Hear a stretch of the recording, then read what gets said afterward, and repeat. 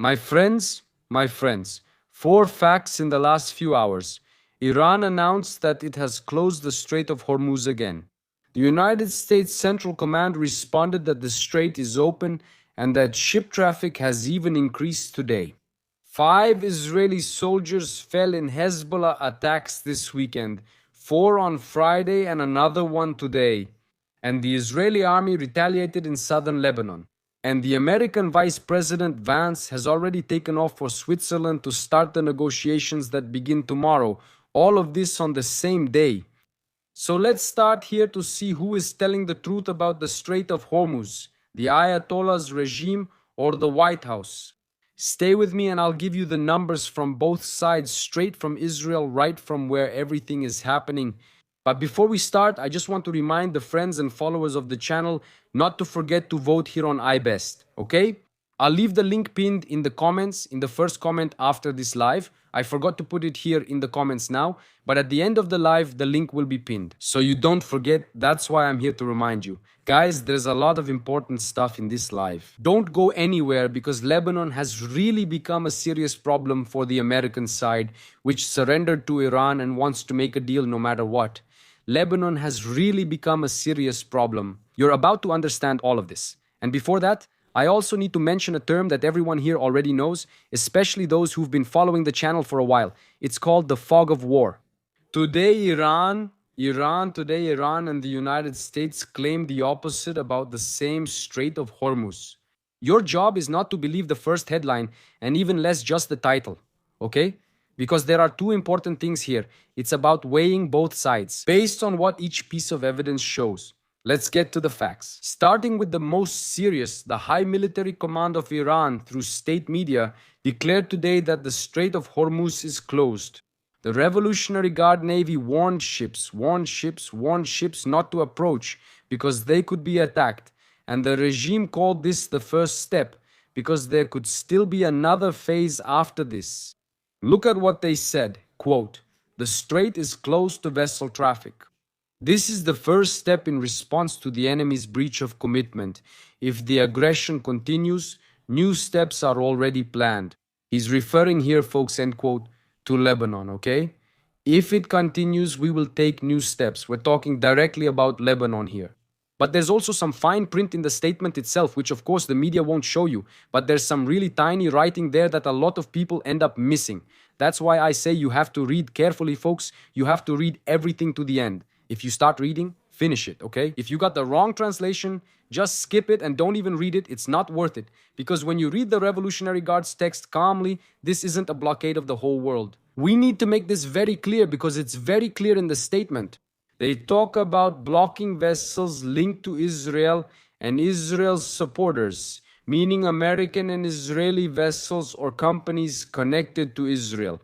This is very clear in their statement. This is a targeted message, and in fact, it's being sold as an oil apocalypse. They've tried, but failed. And that's where the American response matters, not just in words, but in numbers. The United States Central Command said that traffic is normal and was also very specific. They said that 55 commercial ships crossed the strait today, carrying more than 17 million barrels of oil. Okay. And the closing statement is as follows, open quotes, "Iran does not control the Strait of Hormuz. Traffic continues to flow." Close quotes. Quite a contrast, right, folks? Iran says it's closed. The United States shows 55 ships passing through today. I'll be honest, I didn't see the 55 ships, okay? I follow this very closely. Actually, the Strait of Hormuz, you know this, I keep track of it. There are also websites that everyone can follow. There are a lot of ships there, but I didn't see 55 ships, folks. I even paid. I got the paid version of this site, so we can see this almost in real time and even the time lapse backward and forward, right?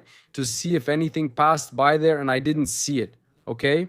For those who asked if these images are from Lebanon today, guys, images from Lebanon today, they're not old images. This is the response to the fall of the Israeli soldiers, the Israeli response in southern Lebanon. For now, not in Dareh, but we'll get to Lebanon. Let's finish the Iran part here, okay? This is the fog of war I told you about, and it has two signs that help you read it. First, just in the last week, Iran made over $1 billion from oil that went out exactly through the Strait of Hormuz. Would you really shut down the pipeline that brings you 1 billion a week? Tell me, would you really close it completely? No, right? You might close it for Israel, you might close it for the United States, but you won't shut it down completely because it brings you 1 billion a week. According to the delegation that Iran sent to Switzerland, it's also full of money people, folks. The delegation that's already on its way to Switzerland, some have already arrived there tonight, includes the president of the central bank and the Iranian deputy oil minister. Look at this group that's going to Switzerland. Do you really think they're going to close the strait? Those who really close the strait don't sit at the table with the oil minister next to them, folks. That doesn't happen. The American vice president himself also said the following. He said he doesn't see any evidence of closure, but acknowledged that mines in the water could still disrupt trade routes. In other words, real friction. Is there a total blockade? Maybe, okay? Maybe because I haven't seen this movement he's talking about here, okay? This is public information, okay? And there's no way to hide it either. He can show that on a spreadsheet, he can tell the press, so everyone believes it, but those who follow the movement know that this might not be true. Unless they went through there and turned off their transponder, I don't know. Something like that could have happened, but visually I didn't see those 55 ships. A total blockade isn't real either, okay? But there are judges out there who don't speak, they just react. It's the oil market. That's the real judge. Back in March, just to remind you, when the strait was actually closed at the height of the war, the price of a barrel went over $100. It reached $121. Do you remember that? The stock exchanges, the Asian stock exchanges, also plummeted in one of the biggest disruptions the oil market has ever seen, because almost a fifth of all the world's oil passes through the strait. Now compare that to today, right? Iran threatened to close the strait again. Brent is around $80 a barrel, practically unchanged. So basically, no one really saw this happening, right? Because if it had closed once again, oil prices would have skyrocketed again today. If the strait were really blocked, the price wouldn't be calm, it would be on fire right now. But, as I already said, a closed strait generates news, generates interest, generates likes, and generates views. So, newspapers around the world said that the strait was closed. And that also affects you directly, right? Even from far away, it affects you guys because expensive oil turns into expensive fuel, which leads to inflation, and then food becomes more expensive on the shelves. That's why the whole world watches this strait carefully and ends up spreading things that aren't 100% true. But the market is the coldest lie detector there is, and today it didn't buy the regime's announcement. This time it didn't work. And that's why Washington followed the plan without blinking. Next chapter, and this is the one that really changes the game, the negotiations. While Iran was shouting about closing, the Vice President of the United States took off from a military base in the United States heading to Switzerland. This happened today. The envoys Steve Witkoff and Jared Kushner, those who absolutely don't understand anything about negotiation, are already there, okay? They have already arrived in that region, taking care of things according to information, according to the technical team. And the technical level talks start tomorrow. Okay, so tomorrow what was supposed to happen on Friday will officially begin, the technical part of this negotiation. In other words, we might start counting the 60 days from tomorrow, okay? Starting tomorrow, we begin counting that period. And by technical, I mean the point where the agreement either stalls or progresses, not just the details. For those asking why technical, it's because signing that paper that Trump signed is one thing. There's a video of that. Another thing is agreeing on how to monitor who checks what and in what order, right? Each side fulfills its part. The vice president reminded that there are still mines in Agua do Estreito that could disrupt routes. This is the kind of knot that tomorrow's meeting needs to untie. Who's going to remove all these mines? And the Iranian delegation has already landed in Switzerland, ready to sit down with the Americans. Before taking off, the American vice president stated what their two priorities are at the table. The first is the ceasefire in Lebanon. The second is Iran's nuclear program. And look at what this confirms, right, folks? Lebanon is not a separate issue like everyone was saying before. It's part of the same negotiation, side by side with the nuclear issue, all tied together in the same package. And now, pay attention to what's going to be on the table because hardly anyone tells you this. According to the press, The United States will pressure Iran to allow UN inspectors to return to the nuclear program sites. In exchange, they release billions of dollars that are frozen, and the agreement itself is 14 years old, 14 points, as you know. The main point of all of them basically is that Iran will not develop nuclear weapons, which will be discussed somewhere in the middle to the end of the negotiations. And the other points tie up the rest of the board.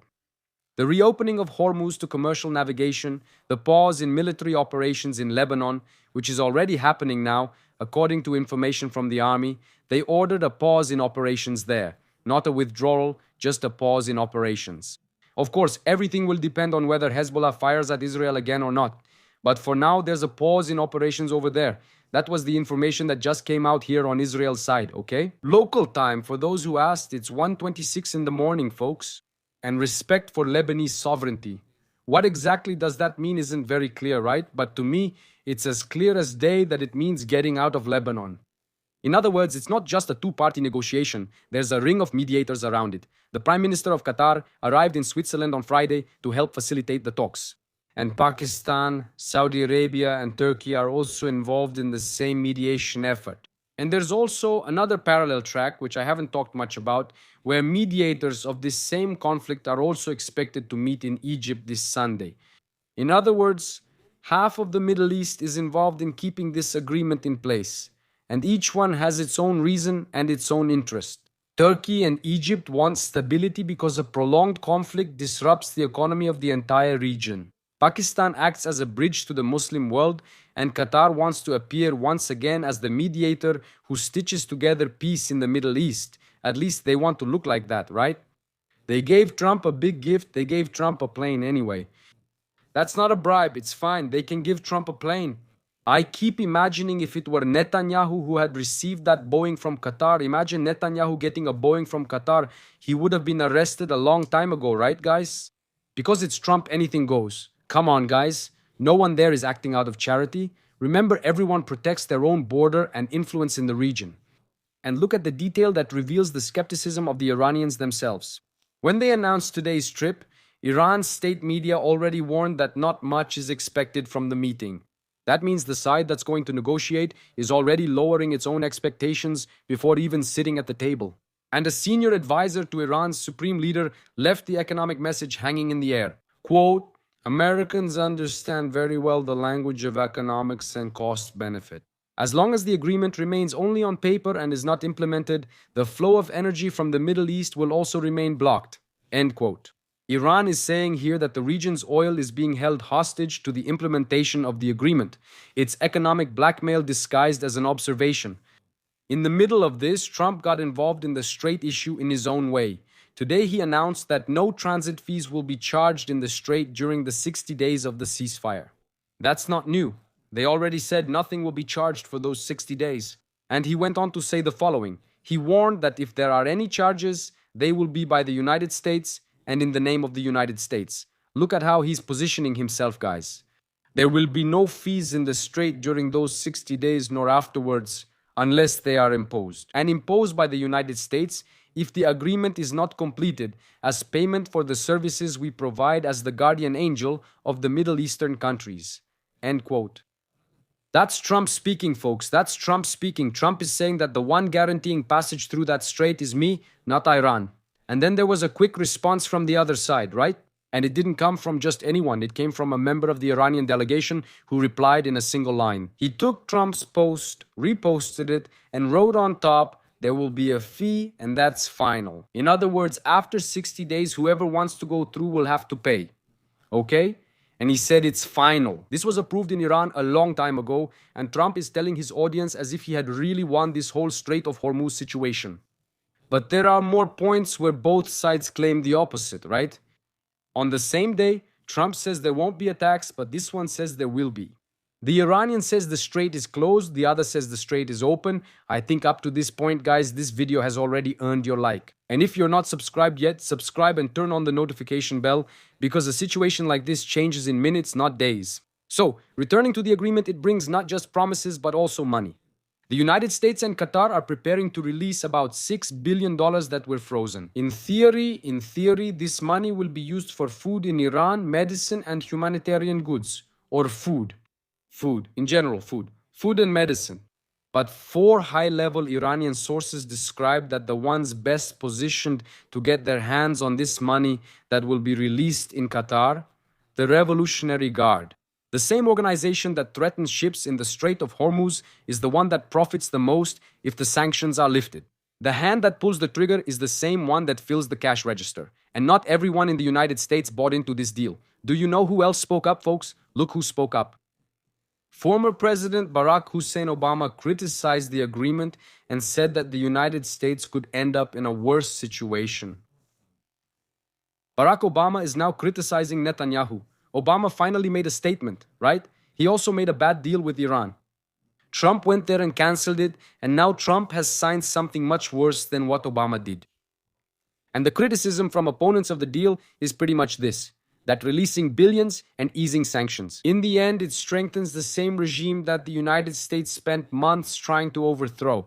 On the other hand, the Trump administration presents the deal as something that reopened Hormuz and stopped the war. And I try to keep the balance here. I try to keep the balance, folks. This channel doesn't take the easy route.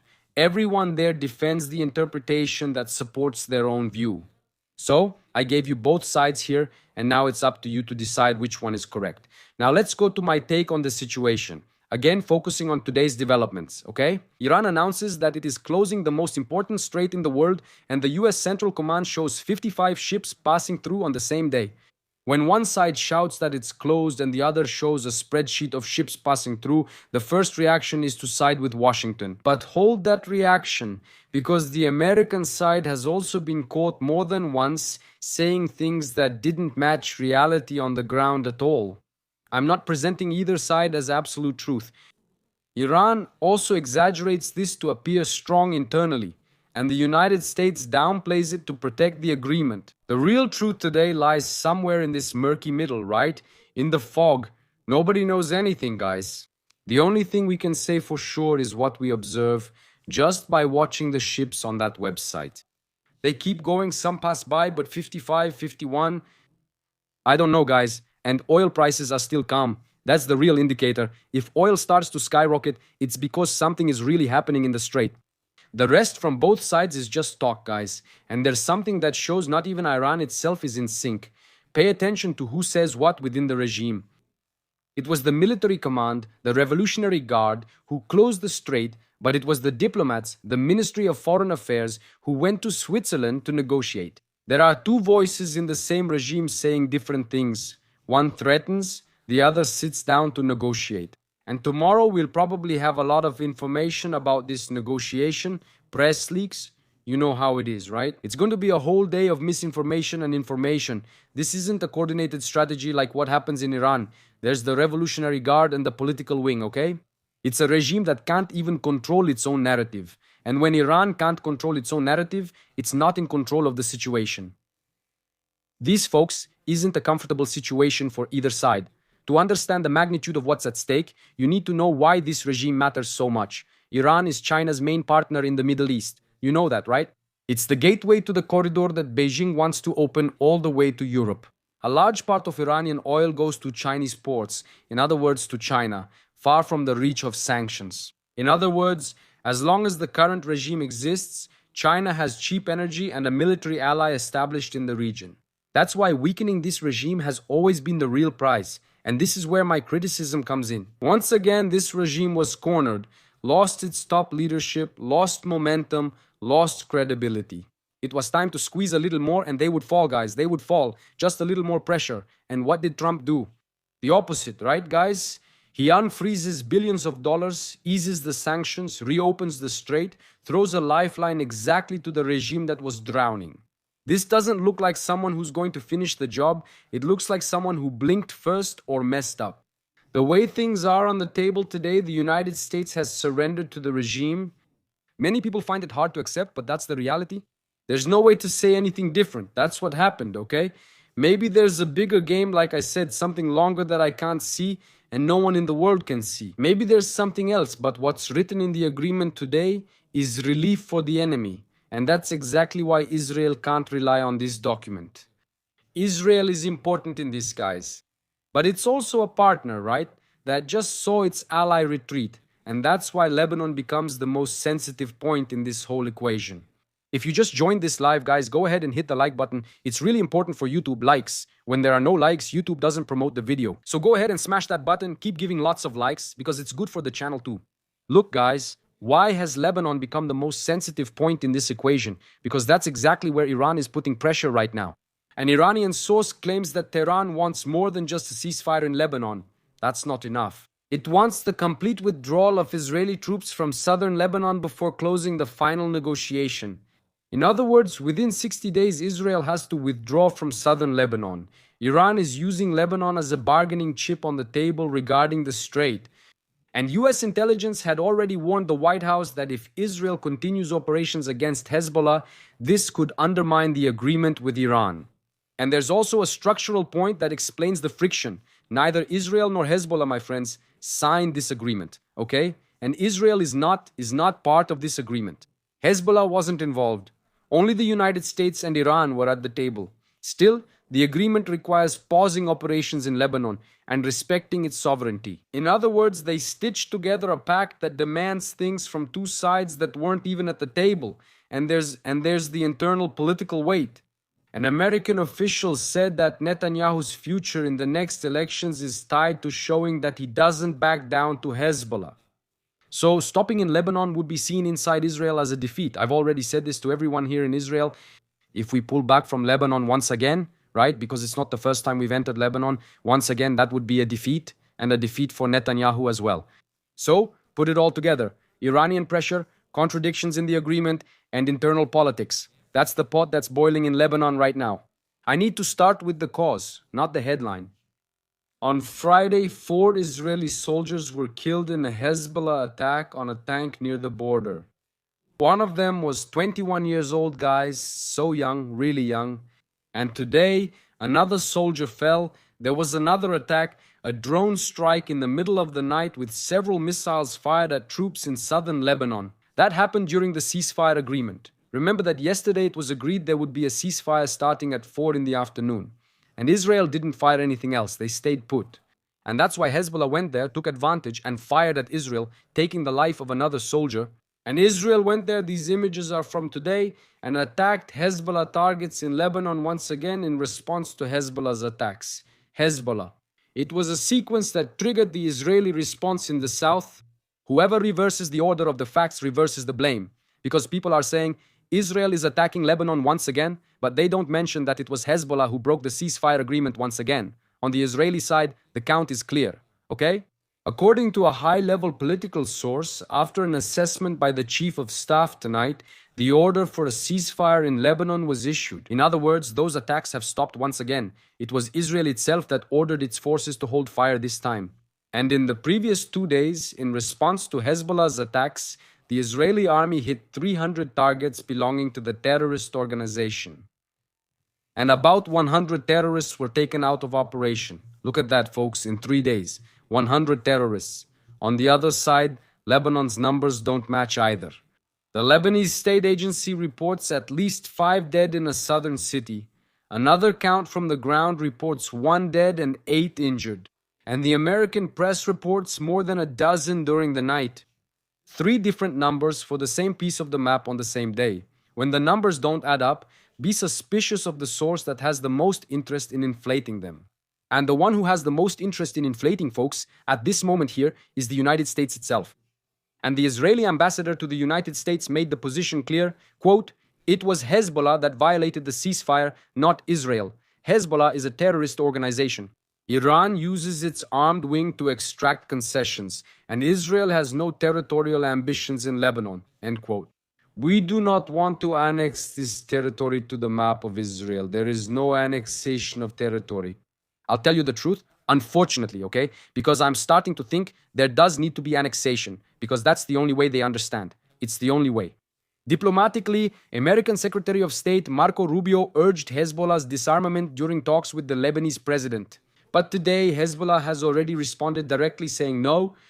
One of the heads of the organization's political council said that the United States imposed personal sanctions on another guy, another Hezbollah leader, and this guy said the following: "There is no chance at all that we will hand over our weapons.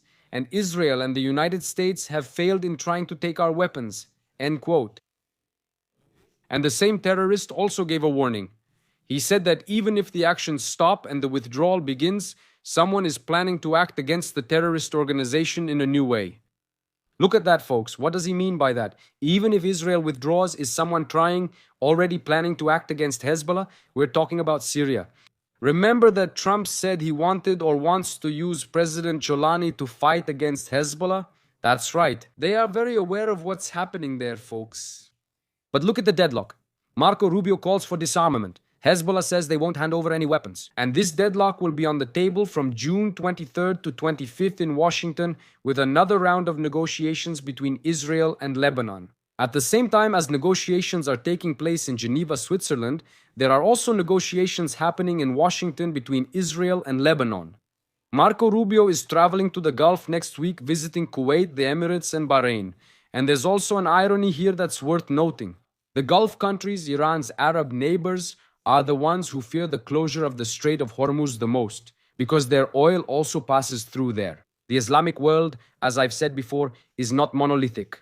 The Shiite axis of Tehran on one side and the uneasy Sunni neighbors on the other. That's why Marco Rubio's trip to the Gulf isn't just protocol, it's about counting votes. And now the question that ties everything together. Does Israel remain in Lebanon? Staying in Lebanon, folks, isn't about stubbornness. It's about preventing Hezbollah from rearming secretly.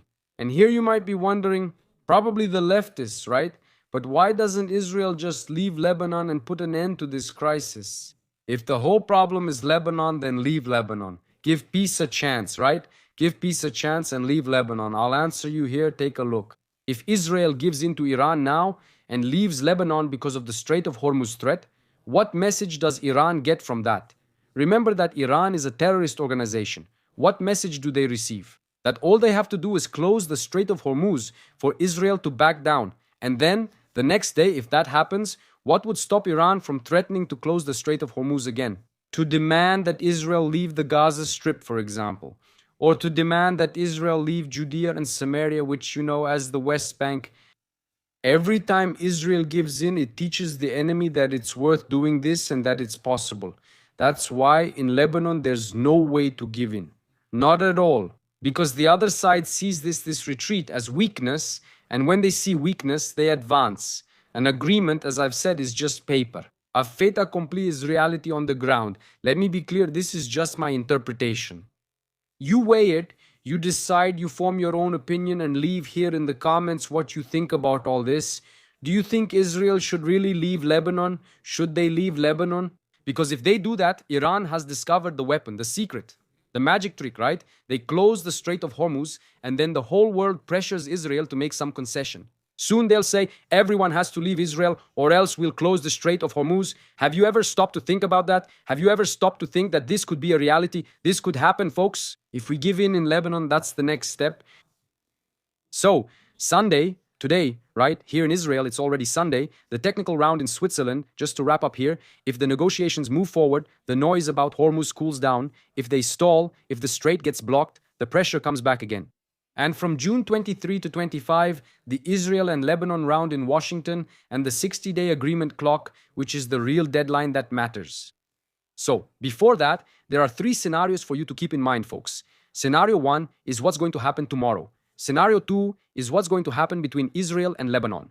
And scenario 3, the most dangerous one, is if Lebanon breaks the ceasefire, Iran uses that as a pretext, and the next military phase begins. Today, I think the most likely scenario will be this one. It's Lebanon, folks. Iran keeps up the pressure and will keep up the pressure. And I'm here following every post, every piece of news, every statement, and everything that arrives there in Switzerland, right? To try to push things a bit to their side and bringing you real-time news straight from the source, fresh news. Right, folks? You probably woke up today with this news about the Strait of Hormuz, and I made it very clear here in this live that this story isn't 100% true. My friends, this is the live for now. If anything serious happens in the Middle East, I'll be back at any moment, and I'll probably be back tomorrow at the usual time. At 6 a.m. in Brazil, with information straight from the source. Why 6 a.m. in Brazil? Because here it's already noon, and a lot has happened by noon while you were still sleeping. Okay? So I'll be back tomorrow with more information. Hugs and a kiss on the heart to all my friends in Israel. A kiss to the mortadellas too. Hugs and see you in the next video.